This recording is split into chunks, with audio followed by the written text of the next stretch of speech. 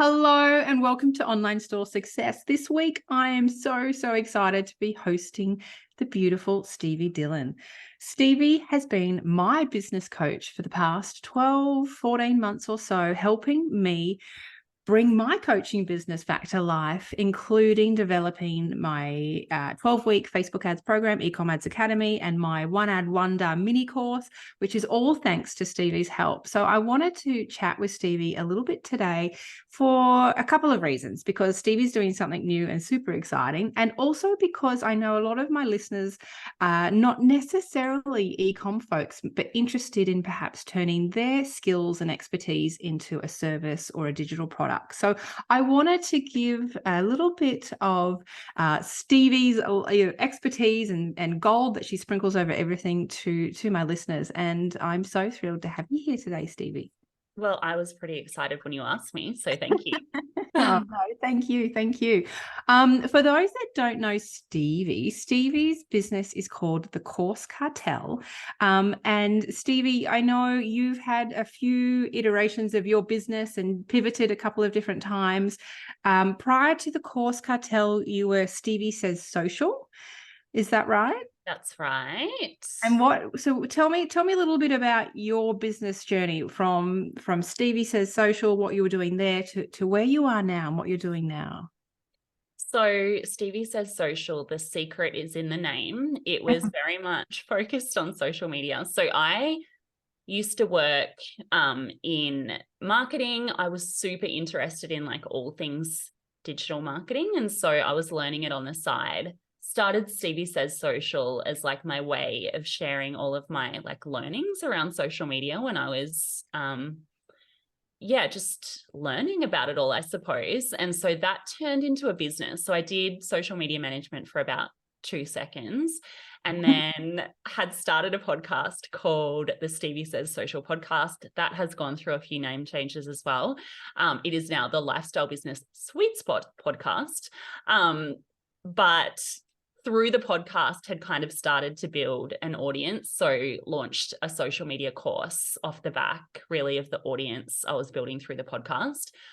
And then as time went on, people were asking me more about how I was launching my online courses. And I was naturally enjoying that more anyway. So I launched my social media course again, just as Reels was coming out. And I launched it, Reels came out, and I realized I was going to have to like pretty much redo the entire thing. And I just was done. I was like, my Instagram days are over. Oh, no. And so kind of went deep into the online course side of things. And I love that. Like I love tinkering with funnels. I love like the marketing side, all of it. I just think it's like the beautiful like marriage of art and science in terms of you need the creativity side and you need the messaging, but then you also need like the data and the funnels. And I just felt like I had found my place and rebranded. So I rebranded to the Course Cartel this time last year, really with like the thought that I wanted to take my own personal brand out of the business, have it not just be about me. So I did that. And then I feel like over the last year, I've almost gone through like a complete metamorphosis again. And what I've realized is there's so much power in a personal brand and I love it. And I'm leading with my personal brand again, even though the business is called the Course Cartel. And that brings us to now. I love it. I think with any sort of career or business, we often do this, right? And we often start one business, which perhaps then leads to another, which then changes into something else and something else. I know when I very first started Island Co, I was probably about 12 months in, and I started working with a coach, Victoria Gibson at the time, thinking I was going in for coaching for Island Co. And it was her that planted the seed for me that Island Co is just a stepping stone for you, Jody. I see other things in your future like coaching and courses. I was like, what? Don't be ridiculous. And anyway, fast forward 9 years later and here I am. But It's interesting. It's really interesting. And I think for business owners, we get to know what sort of business we love and what sort of business we don't love. And sometimes we don't know until we're in the thick of it and think, hang on a minute, I've created myself a job here. This isn't what I wanted. I need to, course correct to get back on track to where I want to be. So that's what I really love about what you're really focusing on now. And you talk a lot about not scaling just for the sake of scale, because that's what we see a lot for any kind of coaches or marketers, whether it's to do with e-commerce or whether it's to do with coaching. It's like scale, scale, scale. It's all about hitting those high numbers, 7 figures, 8 figures, whatever it might be. But what can happen is once you land there is that you're miserable. I know for me in my fashion business at 7 figures a year, I was miserable because it's a very different operation at that level than what it is when it's a one-woman show. And I'd created a beast that I no longer loved. But then, like I said, you find yourself stuck in these situations and think, oh my gosh, how am I going to get out? So I love that you're, backing yourself and walking the talk and doing the course correction for when things aren't working for you. I've done that so many times at this point, but this is the latest iteration of it. And I agree. Like, I feel like so many people just go down that path of being like, okay, well, this is what this like arbitrary like version of success is. And you feel like you don't know yourself enough to know any better and you've never experienced it. So you go down that path and then you realize, oh, that's not actually the thing. I actually feel like throughout like my whole business journey, I've always been good at like looking at people maybe like 3 steps ahead of me and going, do I want to be where they are? Like, I used to be a solicitor and I used to look at like the partners in the law firm and I used to be like, do I want to be where they are? Like, they're working 18 hours a day, like working themselves to the bone. And that's always been like the reminder for me where I'm like, oh, I don't actually want to go to where they are. So I should course correct now. Yeah. Oh, that's I've never done that. I've never had that kind of foresight. I'm just like, I want what they're having, like, let's go. And then not realizing it's not for me until I'm in the thick of it. Yeah. Oh, I love that. I love that. We've been chatting offline. I've got a few little questions I'd love to throw at you. Yes. I would love to know 3 fun facts about Stevie. Yes. So one thing people are always shocked about is that I'm 6'1", so I'm really tall. So when people see me in person, they're like, oh, we only ever see you on Zoom calls and you're sitting down. And I'm like, yeah, no, I'm super tall. I love that. Yeah. What's another one? Tell me something else. I love South America. So I went traveling through South America when I was about 24 and love it. And I want to take the family back maybe to Buenos Aires or somewhere next year for like a staycay for a couple of months. Amazing. And 3, I love salt. Like, I'm obsessed with anything savory and salt related. I love that. Yeah. I recently was in the Strand Arcade in Sydney, and there's this store in there that sells like all these variations of salt. Oh my gosh. Garlic salt and some other kind of like, and I bought like all these jars of them too and sprinkled them on. So I love that. Which I actually went to Ibiza in Spain in July. And I came back with a present for the kids and then this like salt from Ibiza, and my partner was like, are you kidding me? That is the only thing you brought back from overseas? And I'm like, oh, it's like their specialty over there. Anyway. It's right. You wait till you taste it. I love it. So tell me a bit about how you went from being a lawyer to now doing what you do today. Yeah. So back in the day, so I started law. Like, the only reason I did law is because I did well at school, and I got to like the end of grade 12 and they were like, right, you've got to pick like a uni degree. And so I wanted to be a journalist. It's all I ever wanted. But I got a scholarship. And so they were like, you've got to pick the scholarship that you want for uni.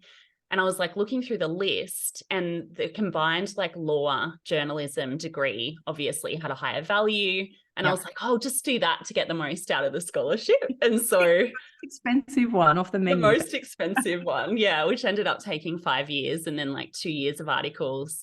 And Oh, then I realized I didn't want to do it. So that was like a big, long 8-year journey, because then I worked as a lawyer in London for a while as well.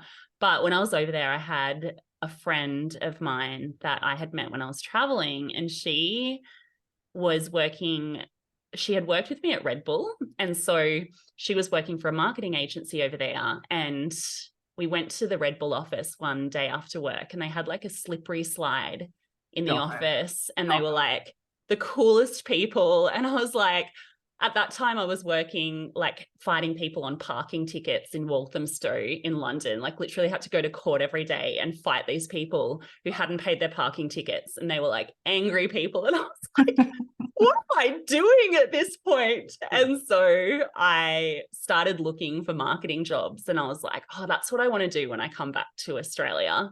And so I was just looking every single week, had no idea how I would get into it, and then ended up doing a course when I got back to Australia. Met a guy who was the sponsorship manager at the Brisbane Lions, AFL. And he was like, okay, well, I'm actually going to be the sponsorship manager at the Queensland Reds, which is the union team in Queensland. Come over and I'll interview you there, because I think you'd be perfect for the job. So that was my into marketing, and like finally getting the fun job. And then kind of went from there, like from marketing into digital marketing, and then into like the business side of Incredible. things. Yeah. I want a slippery slide in my office, but it's Oh, it's amazing. It was just such a like massive, like black and white. Like I literally got the tube from like my horrible council office all the way into like Covent Garden in London. And everyone had these beautiful, like fun marketing jobs. And I'm like, what am I doing with my life right now? So that was like the catalyst. Yeah. I love that. I That's know. awesome. One of the things I loved when I was working with you in Launchpad was geeking out on numbers, because I and I've totally shifted gears here. I apologize, but the numbers thing for business is such an eye opener, and I think for ecom or any sort of service based business is that often when we're first starting out, we take absolutely everything personally. We'll do, say, for example, a webinar, and only a certain amount of people will show up, and then only like one might buy, if any. Or we launch a new product or collection on our, online e-com store, and it's, crickets. And what I loved so much, apart from all of the structures and organizations and how to build the things, was just geeking out on the numbers, because I think that's a huge thing around businesses, around the formula for like traffic and conversions. You, I think, really opened my mind to this, even though I came from an e-com background. Coming into this new space of like, well, Jody, it wasn't you, or it wasn't your webinar, you just didn't have enough eyeballs actually turn up for it. Like, what could you share around that whole sort of traffic conversion? Like, how did the light bulb go off for you when it came to like, right, it's time to scale our business, we've got the things, but now how do I, what's going wrong? How do we troubleshoot this? I was actually really lucky. So the first time I ever decided that I wanted to, like, was going to launch my first online course, I had no idea what I was doing, and I was like muddling through preparing to launch it. And I actually had a friend that had an online course already, and I was like, do you have any tips for me? And the first thing she said to me, she was like, how many registrations do you have for your course? And I was like, oh, I'm actually not really sure. I should probably check on that. And she's like, literally the only thing you should care about right now. She's like, what's your goal? And I said, my goal is I want to make $100,000. And she was like, okay, let's see. So basically, based on like your price point and your goal, you're going to need to get 2,000 registrations for your webinar. And I was like, oh. And then that was the light bulb for me. I was like, wow, okay, so I have this number. And if I get this number and I get like the benchmark, buy rate, then I'm going to hit my goals. And so I put like the Post-it note up on my desk, and I just went hell for leather. Like actually knowing what that number was made me like sprint towards it. And it ended up like pretty much making that amount in revenue. And I was like, thank you so much for giving me that insight, because what I've realized since, like, with working with so many clients on online courses, is like, so often we just tie our results to like our personal self-worth, you know, or we assume something that we think is the problem and we get all emotional about it, and we try to fix like an offer problem with more traffic and Facebook ads, when actually it's just a fundamental offer problem. Or it's the other way around. We try to fix a traffic problem by tinkering with our sales page for 2 weeks. And actually, like, when you can, and it's really hard to do, because a lot of the time, as much as we're told, you know, our business shouldn't be our baby, we care so much about it. And it's intrinsically tied to who we are, especially if we're a personal brand, and we can get so caught up in that. And I think like having somebody tell me that before I had even launched my first course has been something that then I've used the whole way through. Like, if a result doesn't go the way that I want it to, it's not something to get emotional about. It's like, okay, well, what was the culprit? Like, what was the thing that went wrong? And then it just becomes objectively, okay, well, I've got to fix that. Yeah, I love that. It's putting on the detective hat and going, it wasn't because you weren't smiley enough, Jody, in your webinar.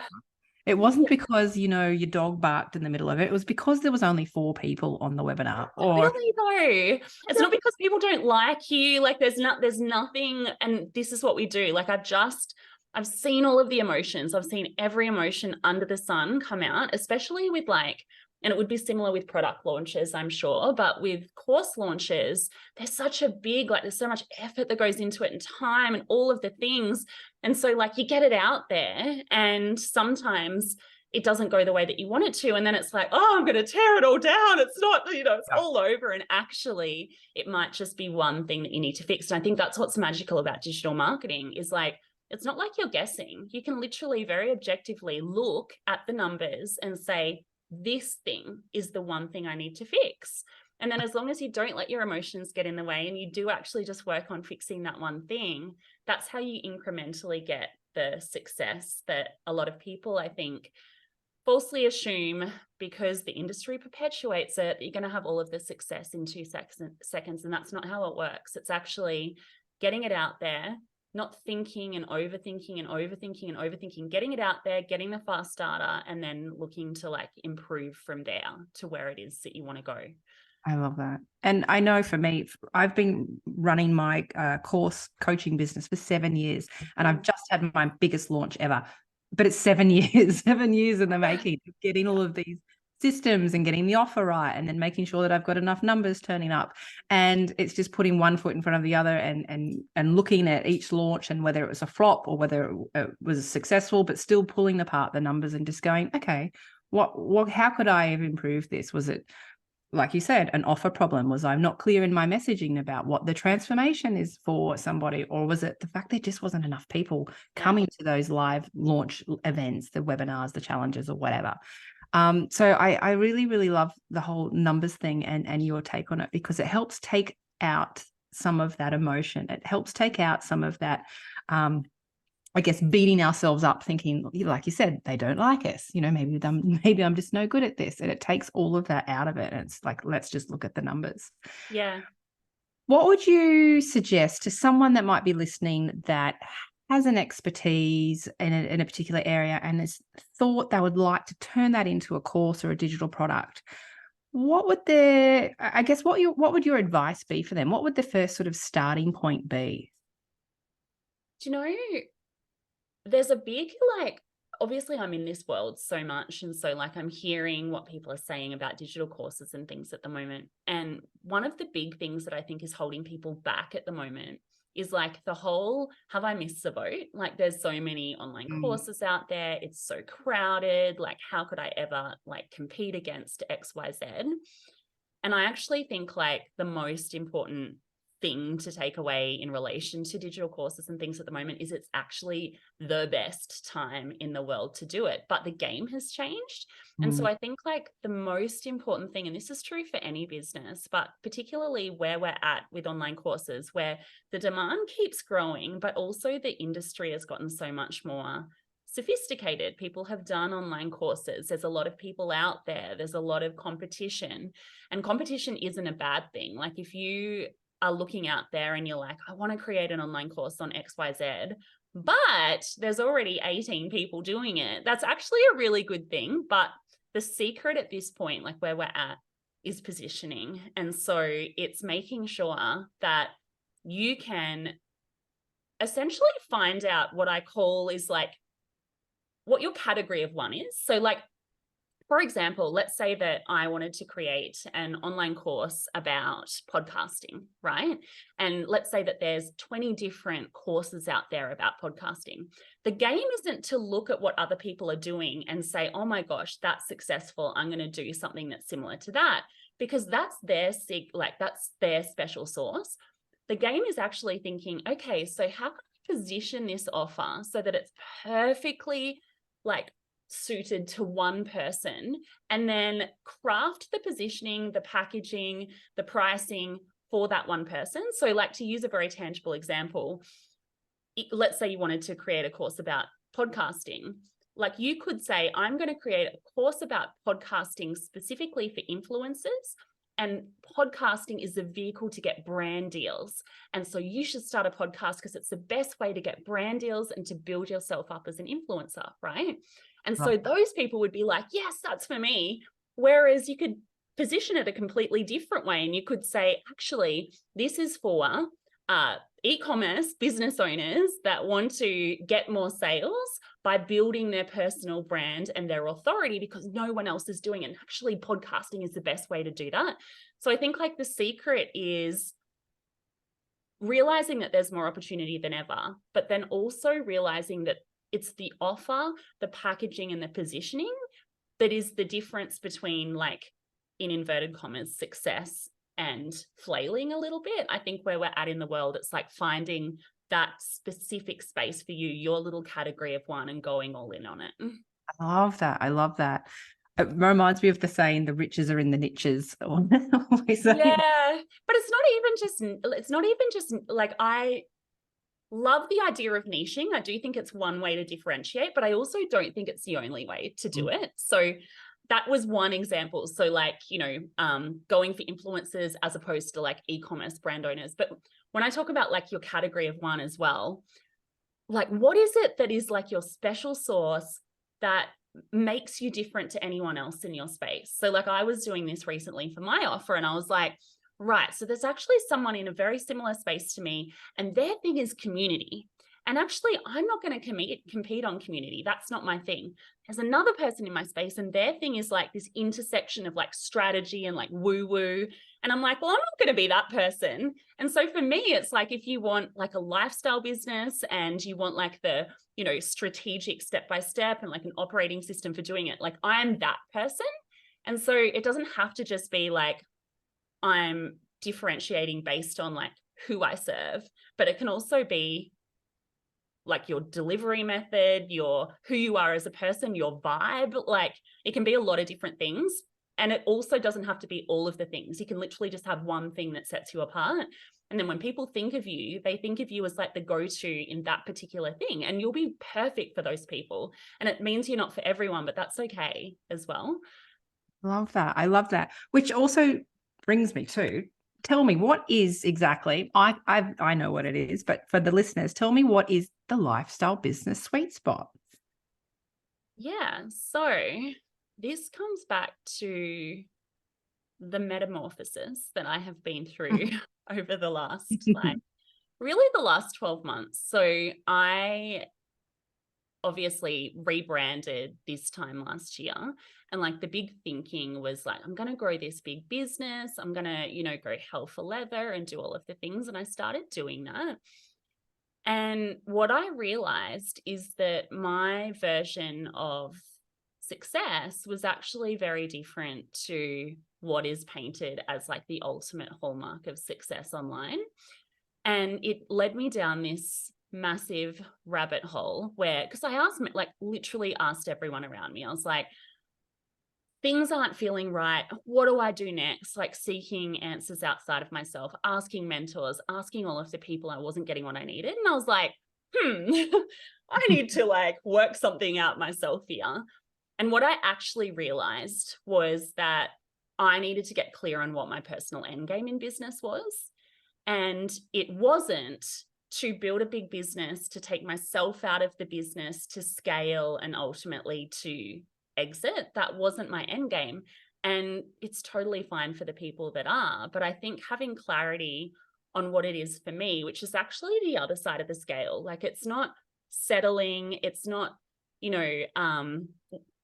it's not anything other than like what my version of success is. And so like the concept of the lifestyle business sweet spot is that it's kind of for people that want to have, in inverted commas, a lifestyle business. And I hate that word because I feel like it gets a bad rap. And when you talk about like freedom focused businesses and things, you just think of like all the spammy stuff online. Yeah, I think of an MLM. Like, no, I know, I hate that. I hate that. But like very specifically, what it means is that you're not optimizing for scaling and ultimately exiting the business, but you're optimizing for like that sweet spot of being a cash flow focused business so that you can fuel your lifestyle, but then also so that you can take money out of the business to invest in assets outside of the business that will ultimately make work optional for you.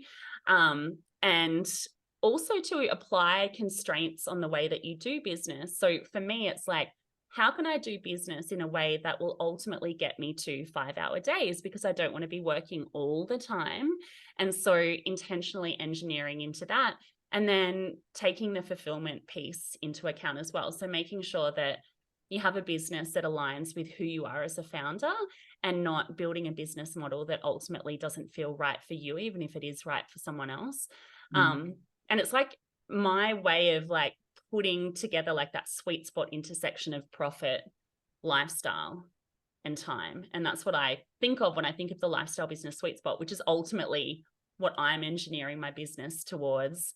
And it isn't necessarily that like scale to 7, 8, 16 figure, thing that you hear online. And nobody was talking about it when I was going through all of this. And I felt really confused and I felt really muddled. And I was like, oh my gosh. But I think really intentionally clarifying what that end game is for me has made it a lot easier to reverse engineer into the decisions that'll give me that. And it's made me realize that more people need to get clarity on that before they start, starting on all of the strategy or following someone else's end game and sprinting months and years in the wrong direction. Yeah, I love that. I know. And I did your dream and design program, and it blew my brain. That was even after working with you for a year or so. And I was like, oh my gosh, I've never even thought of this stuff. I'm just, the hamster on the wheel, just keep going and keep going, and selling and keep selling and keep creating new. What is the end goal? I mean, that's incredible. I really, and I don't think anyone is talking about that, honestly. No, because no one's clear on it. And so this is why we like end up on this like hamster wheel where we're constantly thinking that we need more to get to some arbitrary version of happiness. And it's like, if you can actually define what that number is for you from a revenue perspective and from a time perspective and from what you want in terms of your lifestyle, then you can actually hit it and then optimize for other things like the literal freedom and flexibility and like time with family and all of the things that we start our businesses for in the first place, and then end up working like 15-hour days and wondering what's going wrong, Yeah, I love that. So for people that are starting out in this space, in courses and whatnot, what do you think the biggest mistake is that people are making when they first get going? Back to the offer thing, I hate to harp on it, but I do think that it's really sexy to want to know like what the next like sexy launch strategy is, or what's happening on Instagram and how to make sure that you're optimizing like all of the things that you know, are like the popular things to talk about in the online business space, what I have realized, and I've worked now with hundreds of business owners on this, is that it's almost like looking at an iceberg, right? Like what you see above the iceberg is what people are posting on social media, and you see like the sexy launch strategy, and you see the funnels and all of the things, but actually underneath it is the things that will ultimately get you attention and get you sales, which is positioning, which is offer design, which is messaging. And they're the things that I think a lot of us kind of think we've got in place. So, like, as an example, a lot of people would come into my Launchpad program and they would say, hey, you know, I've already got my offer, but I'm not getting the launch results that I want from it. And so I'm wondering, should I try a different launch strategy, or should I put it on evergreen, or should I do, you know, XYZ? And we used to originally, like when we first started out in Launchpad, we'd let people do that. We'd let people say, oh, yep, that's cool. You can skip ahead and do that. And then what we would realize time and time and time again is that it was always a fundamental offer issue. And Right. so the offer wasn't positioned properly. The messaging wasn't resonating with the hearts and minds of their perfect target market. The packaging of it wasn't right. And so we'd always end up having to go back and do that work anyway. And so one thing I'm like so passionate about now is making sure that whether you're starting from scratch or you're like literally been doing this for 10 years, you go back and run your offers through like a process that will tell you without a shadow of a doubt that you've got that right first. Because it's so easy to be like, oh, I'm going to try this, I'm going to try this, I'm going to try this. And it's actually, maybe it's that, but maybe it's literally in like 20% of cases. It's always the offer. Yeah, right. That's really interesting. Yeah, because I probably did that too when I came into it. I just need to figure out how to do better webinars, you know, because it's not converting.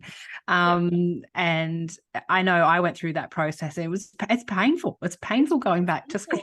I've just gone through it again and I'm like, oh, that's right. It's really hard. That's why we don't do it. That's why we want to skip it. Like, no, we did that. I know exactly what's happening there. Yeah. I'm just going to sell it now. So no, I mean, it's really, really, I mean, if there's no point spending money and doing webinar after webinar and launch after launch on something that ultimately no one really wants. And it's probably just some tweaks and things like that for that existing product that they have, to make it clearer for what it is, what the transformation is for people versus throwing it out and starting again. Yeah. It's like, are you solving an urgent, painful problem for one specific person? And I think like that is literally the only question. And I think a lot of the time, like we create these offers and we put them out there and we forget that we can't just create something in a vacuum. We have to solve a problem, and not just any problem, something that people are prioritizing in the moment. And if you're not doing that, then all of the launch strategy in the world isn't going to work for you. And I think like, yeah, I've done a lot of, because obviously we've got so much data now with like people going through our Launchpad process and all of our course creation processes. And I'm like, where's the stuck point? Like, where are people getting stuck? And it always, always, always comes back to that. So anyway, it's really interesting. Love that. And talk to me about the Lifestyle Business School, what you're doing now. And I know you're in the middle of a launch for that. What is that, and who is that for specifically? So Lifestyle Business School is for the old me. I love it. It is the offer that I wish I had 12 months ago when I was like soul searching through what, you know, I wanted to do and why I wasn't getting all of the answers that I needed. But essentially, I mean, it is that. So what I have realized is that it is so important to make sure that you are following a strategy and a methodology from someone that has the same end game as you. So for context, I joined a mastermind a few years ago. It was $30,000 Australian. It was the most money I'd ever spent on something.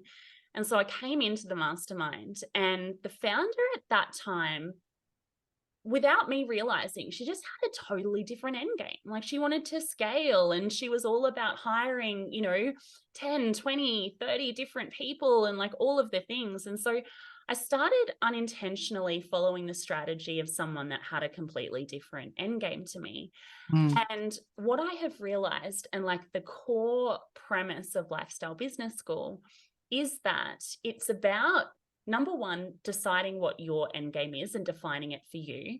And if you align with the concept of having a lifestyle business, which is still being ambitious and going for everything that you want, but intentionally deciding what is my revenue enough number that's going to give me that, and then how do I actually optimize for other things like time and fulfillment and lifestyle as well, defining what that is for you first and foremost, because I can't do that for you.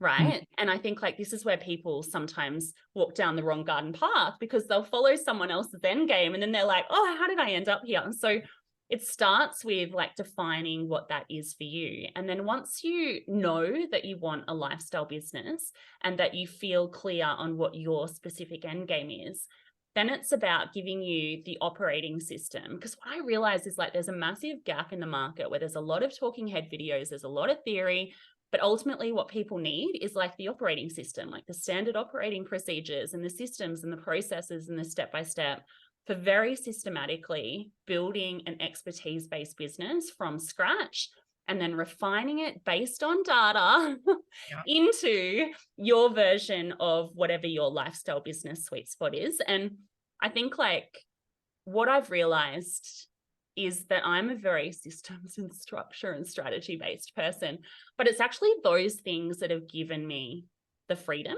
And I think like, I love that saying, like systems set you free, because I think like once you have built the right business machine, which is one that installs leverage, where you're doing things that compound over time and that, you know, are ultimately building a business that doesn't rely, like your value is divorced from your time, then you can get the freedom. But you can't have that. Like you can't just be like, oh, I'm going to be wishy-washy about it and hope that I have this bubble. It's actually like the systems and the structure and like what I call the operating system that will get you there. And so that's Lifestyle Business School. That's what I mean. And that's what I love so much about working with you, because I'm like very just big picture. Don't bore me with the details. Whatever, just make it happen.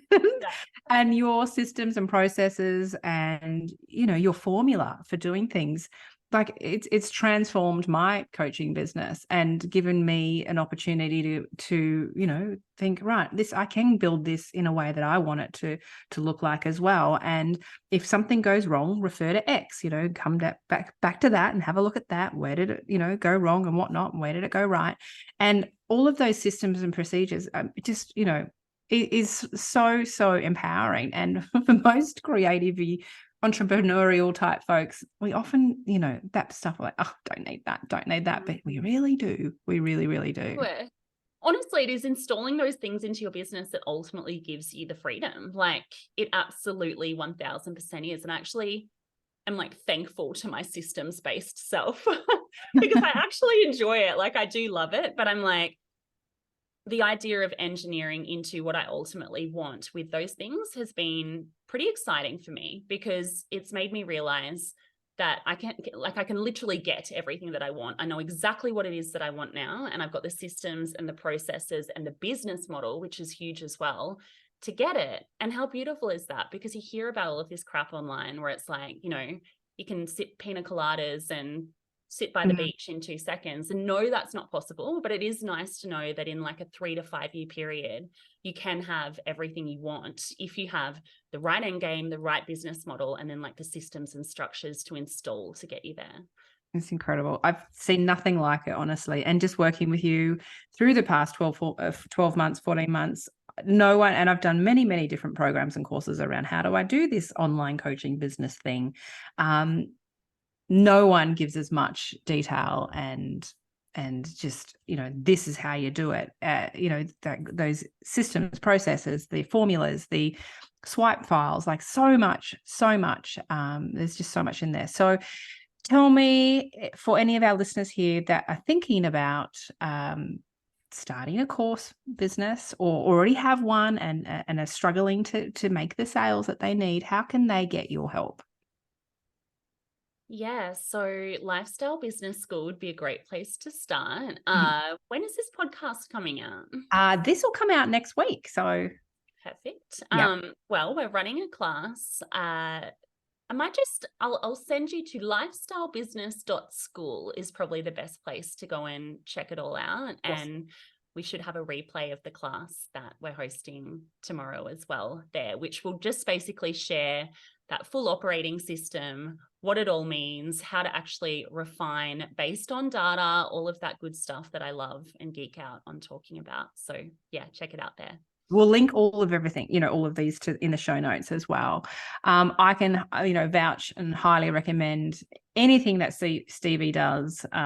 Sign up. It's awesome.